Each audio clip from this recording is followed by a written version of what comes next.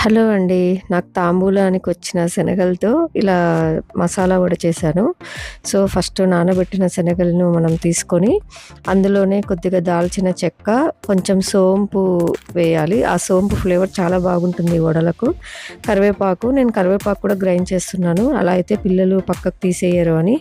అలాగే రుచికి తగినంత ఉప్పు ఫస్ట్ ఇవన్నీ వేసి గ్రైండ్ చేసుకోవాలి బరకగా. తర్వాత అందులో జీలకర్ర, కొంచెం పసుపు, కొద్దిగా కారము, కొంచెం సన్నగా తరుక్కున్న కొత్తిమీర ఇవన్నీ వేసి ఫస్ట్ మిక్స్ చేసుకోవాలి. ఈలోపు ఒక బాణల్లో కొంచెం నూనె వేడి చేసుకోండి. తర్వాత అందులో ఒక 2 స్పూన్ల శనగపిండి యాడ్ చేయండి. అలా అయితే మనం బైండింగ్ వడ చేసుకోవడానికి ఈజీగా ఉంటుంది. అంతే అండి, వడలాగా మనం షేప్ చేసుకొని తర్వాత ఆయిల్‌లో వేసి దానిలను ఫ్రై చేయాలి. ఇంకా ఇలా కొంచెము బ్రౌనిష్‌గా అయ్యాక మనం పక్కకు తీసుకోవాలి బాగా కాలాక. ఏ చట్నీ లేకుండా కిడ్స్ ఈజీగా తినేస్తారు.